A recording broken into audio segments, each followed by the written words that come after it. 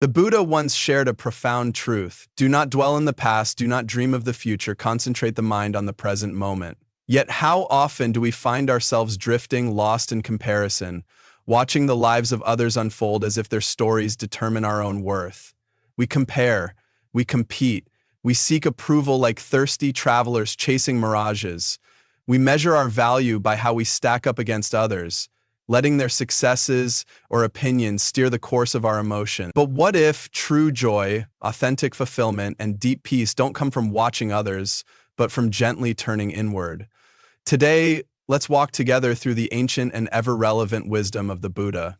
Let's reflect on how redirecting our attention inward rather than outward leads to liberation through mindfulness, contentment, and compassionate awareness.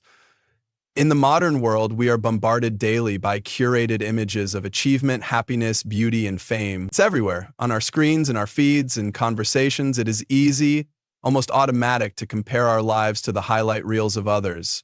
At first, it might seem inspiring, but over time, that inspiration can subtly turn into dissatisfaction, into longing, into suffering.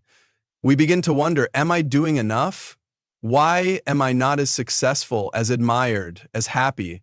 But this comparison is a trap. The Buddha teaches that comparison is a form of illusion, a distraction pulling us away from our real purpose. The source of suffering, or dukkha, often stems from attachment. And when we fixate on other people's lives, we're unknowingly tethering our sense of happiness to their outcomes, to their approval, to their path. This dependence pulls us further away from our own peace. In Buddhism, there is a core concept known as impermanence, anicca. It teaches that everything in life is fleeting. Joy, sorrow, success, failure, everything rises and falls. That means even the things we chase, their accomplishments, their praise, their moments of glory, will fade in time. So why grip them so tightly? Why let them shape how we feel about ourselves? The moment we measure ourselves against others, we enter a cycle that never ends. We may match what someone else has today, but by tomorrow, someone new will have more or better, and so the hunger grows. Instead of savoring what we already hold in our hands, our eyes are forever scanning the horizon for more. But the true path to peace doesn't lie in the outside world. It's not found in the glow of someone else's success. It lives quietly within, waiting to be rediscovered through self-awareness and compassion. The Buddha's teachings guide us inward. They offer a framework for returning to ourselves through the power of reflection, the stillness of meditation, and the grace of mindfulness. Vipassana meditation, for instance, is the gentle art of watching our thoughts, observing them without judgment, without attachment. When we sit in silence, allowing our thoughts to arise like clouds in an open sky, we start to see clearly. We notice when comparison sneaks in. We learn to smile at it gently and let it pass. With time, we stop clinging to the lives of others and begin tending to our own soul's garden. Mindfulness, or sati, is the practice of being fully, unapologetically present, not caught in yesterday, not racing toward tomorrow, but truly here, now. When we're mindful, our attention shifts from the outer noise to the quiet rhythm of our own breath, our own path. The chatter of comparison begins to fade. Each moment becomes sacred, a doorway into deeper presence. And then there is contentment, santosa, a beautiful state of being where we no longer chase what others have. We no longer ache for what we lack. We simply deeply cherish what is. Contentment doesn't mean we stop growing. It means we grow without grasping. We evolve while still embracing what already is. In this space, happiness is not a destination, but a companion walking beside us. The Buddha's Noble Eightfold Path offers practical wisdom for this inward journey. It speaks of right intention, right action, and right mindfulness. These are not rigid rules, but gentle guideposts, nudging us back to ourselves, helping us walk with more awareness, more compassion, more authenticity. So, how do we begin? How do we shift our gaze from others to ourselves? Here are some humble but powerful steps inspired by Buddhist teachings. 1. Detach from the need for approval. From an early age, we are taught to chase validation from parents, peers, teachers, society. But the Buddha reminds us that true happiness is not a trophy handed out by the world. It's a quiet certainty that arises from within. Ask yourself, must others validate my worth for it to be real? The answer is no. You are worthy because you are. Learn to trust your own voice, your own heart. 2. Begin a simple meditation practice. Meditation isn't about emptying the mind, it's about understanding it.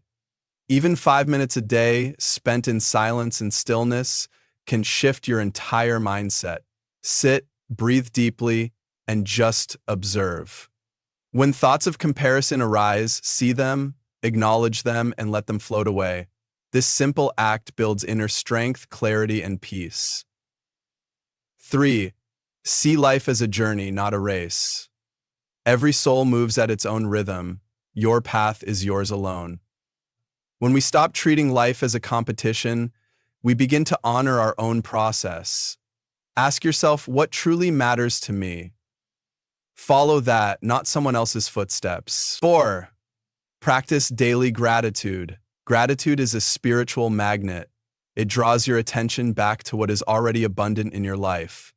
Each day, write down 3 things you're thankful for. They don't need to be big. A warm meal, a kind word, a moment of stillness. This practice shifts your focus from lack to abundance, from comparison to appreciation. 5. Limit your time on social media. Much of what we see online is a carefully curated illusion. It shows the best, hides the rest, and yet we compare our real lives to these filtered moments. Be mindful, step back, reconnect with your real life. The people, the places, the presence that surround you here and now. There's an ancient Buddhist story that speaks volumes about our tendency to focus on the wrong things. It's the parable of the poisoned arrow.